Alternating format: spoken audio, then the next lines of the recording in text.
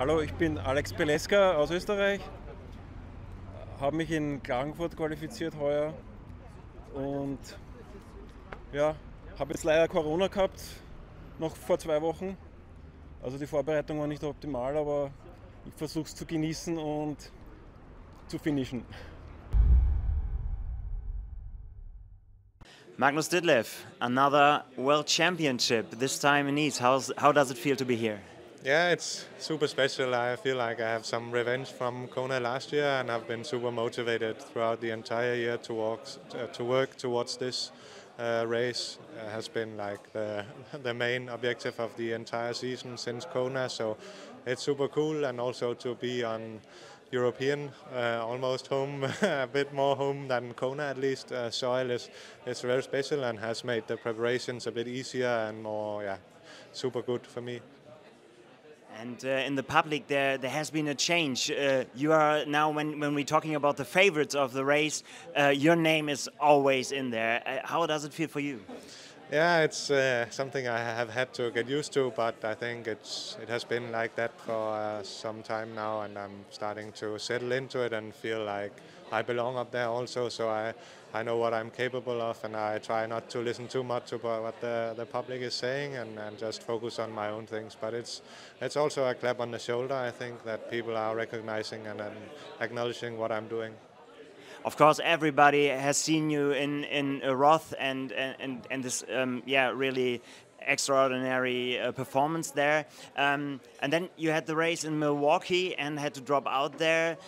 What does it make something with you?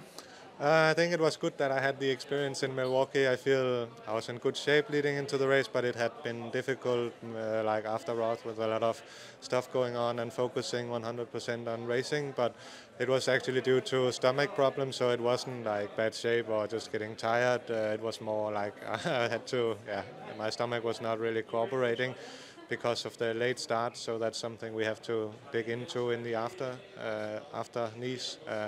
But I think it was a good slap in the face for me, and since that experience I've been super motivated, more than ever, to work towards this goal. So I think it was a good restart for me to have that experience and get back to work quickly. So last 5 weeks since then has been super good. Everybody's talking about the bike course and the race, how it will develop then. But before that, we have to do the swim. What do you think about the swim? I think that's a lovely swim if you look at the ocean and feel the water. It's super nice and very salty, so it's super buoyant. Also, probably will be non-wetsuit, but since it's so salty, there will be more buoyancy, like compensating a little bit for the non-wetsuit. And then the temperature is very pleasant, but I did the course practice the week out of the race, and it's more swelling and choppy than you think out like 800 meters into the ocean. So it was actually pretty difficult to navigate, also with the sun rising and everything. So I'm super glad that I have that experience in my head and know a little bit how it's going to feel and know the swim course. So let's talk about the bike and the bike course. How does it feel for you that only a picture of your chainring is there to make a big discussion, and also the pros discuss? Will he really use this mono ring? And is it a bit funny for you, or is it a psychological trick that you use? To be honest, I think it's super funny because that's my equipment and that's what I'm going to ride. So if people are scared or whatever, but I think that there will be another picture released later today with an even bigger announcement on my bike that I haven't showed so far. So you can stay tuned for that one. It's also going to be noticed, I think. Are you talking about your seat post? Yes.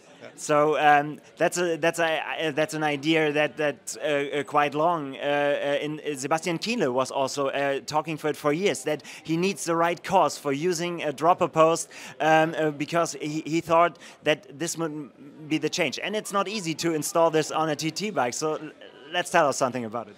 Yeah, it was something like, obviously we do our homework and we looked at the course, and my coach and I have a team of engineers that I'm working with also really well. So we discussed opportunities and how to both optimize the bike for weight, of course, for going uphill, but also see if there were some things we could do to make the descending and handling even better. And since I'm quite a tall guy with my normal seat post very high up, my center of gravity is like pretty raised and can be a little bit clumsy on the descents. But then yeah, we wanted to see if we could implement a dropper post on a TT bike, which has never been done before. It's very difficult also because traditional droppers are on mountain bikes like round tubes, which doesn't fit into TT bikes. It's a little bit technical, but then one of my engineers has been working on that project the past year and been yeah, discussing with him and testing it out. And he was here yeah, the past few weeks helping with it, and we've been doing some aero tests of it to make sure it's as fast as the normal aero post, and I can tell you on the downhills it makes a big difference for me. So you activated then with a little switch on your bar? Yeah, that's like a button I push, and then the seat goes down, and then I push it again, and then it races. So it's super funny. So really looking forward seeing how he will develop. So tell us a little bit about the bike cross, and what do you think how the race will develop on this part?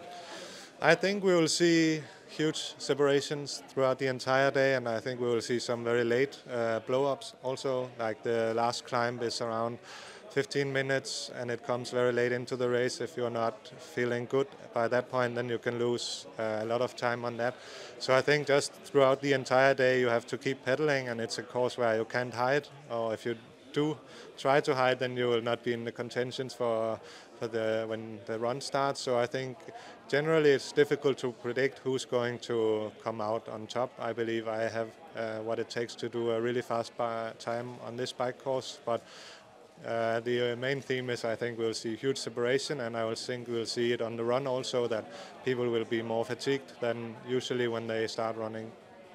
Magnus Ditlev, we are really looking forward. Thank you. Thank you so much. Thanks.